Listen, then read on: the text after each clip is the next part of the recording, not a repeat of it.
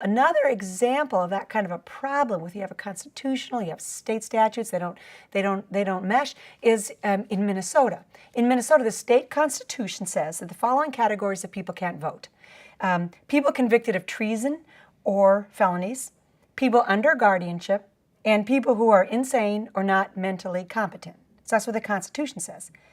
Minnesota's voting laws and Minnesota's guardianship laws, though, say specifically that people under guardianship retain the right to vote unless the order granting guardianship specifically takes that right away. So there's a direct conflict between what the Constitution in Minnesota says and what the law in Minnesota says. And those are typical situations you see in a lot of states. So we've got problems just with the state laws, right? The Constitution doesn't match the law. And then we've got problems under the federal Constitution, right? Because remember, the states were given the power to take away the right to vote for people with mental incapacities, but they have to do it in accordance with other provisions of the Constitution, the federal Constitution, that govern all of the things that states do. And these kinds of things that I just talked about in Maine and in Minnesota, they have been recently challenged as violating the federal Constitution.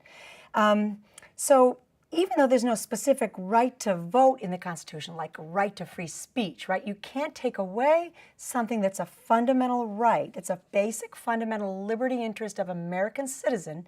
A state can't take that away without due process, and they can't do it in a way that somehow violates the Equal Protection Clause of the U.S. Constitution. So those are two pretty big problems. And the right to vote has been recognized by the Supreme Court as a liberty interest that's subject to those two protections. In Minnesota, we have a very interesting situation too. Two cases that were decided both in 2012. They kind of come at it from two different angles, but they come out with fundamentally the same result. We have a federal district court judge, Donovan Frank, who decided that the Minnesota constitutions and the state statutes, they worked together in a way that doesn't violate the Constitution of the United States. He said that the Minnesota Constitution says under guardianship, voting rights get taken away. But the Minnesota Constitution doesn't define under guardianship. So the state has the power to, in its laws, define under guardianship to the extent that your votes would be taken away. And Judge Frank held that the way in which Minnesota state law ensured that if you're going into a guardianship proceeding, you have to specifically be determined not to understand what you're doing when you're voting in order for you to have your voting right to be taken away. The state's interpretation of that constitutional clause passed muster, didn't violate the due process clause or equal protection.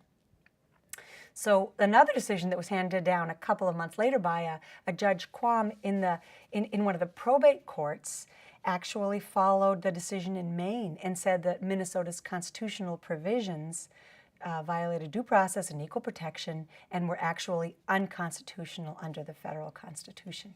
So he determined that in going forward, at least in the probate courts in his district, there had to be proper notice, there had to be a proper determination at the time of every guardianship proceeding that a person really didn't understand what voting was about in order for that right to be taken away, and that in the meantime, nobody under guardianship had their rights to vote taken away unless the court specifically held that they were not competent to vote.